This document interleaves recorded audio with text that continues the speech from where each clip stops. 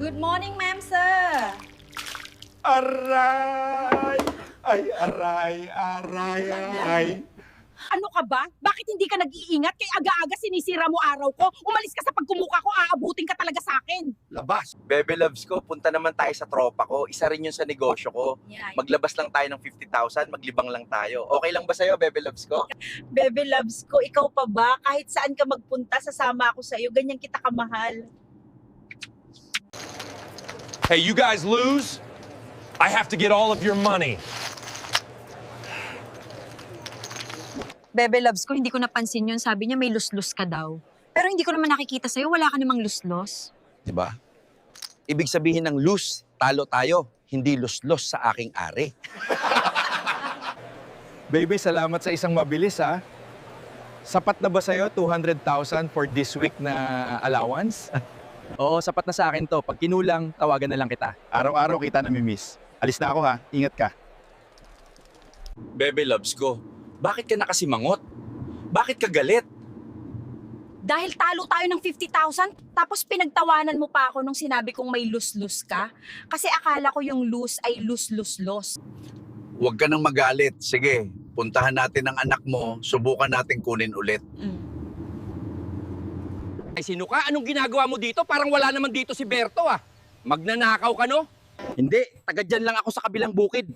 Alam mo ba, may alagang asong may pakpak si Kaberto na may kapangyarihan. Kitang-kita ng dalawang mata ko yung aso may pakpak.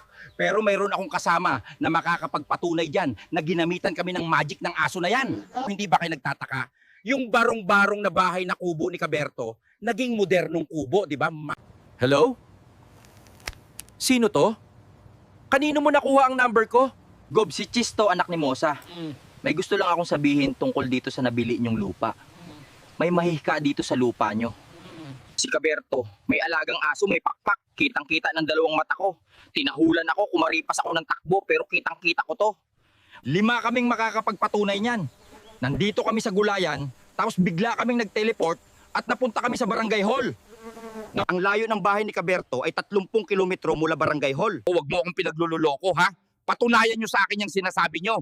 Pupunta ako dyan sa susunod na linggo. Kapag sinayang mo ang oras ko, kilala mo ako, di ba? Malilintikan ka sa akin. Sige, bye. Bebe loves ko, sa tingin mo, totoo yung sinasabi ng tao na yon? Yeah. O nababaliw lang yon? Pero biglang dami yung hayop ni Kaberto, no? Tapos sinilip ko yung loob ng bahay sa salamin. Naka-tiles, nakakisame, nakasupa pa. Wala namang pera yun eh. Si Kaberto. Tsaka nga nagtataka ako ngayon, wala sila dun sa bahay. Wala rin naman yun sa palengke. Tuwing Lunes lang yung nagtitinda. Tay, tulungan natin si Liwanag. Babantayan ko siya. Kayo ang maghanap ng makakain niya. Huwag natin siyang pabayaan. Mahal na mahal ko si Liwanag. Pinagtanggol niya tayo sa elepante. Pinagtanggol niya tayo sa buhaya. Ngayon, pilit niyang binabasag ang malaking bato. Kaya hinang-hina na siya. Sige nak, maiwan muna kita.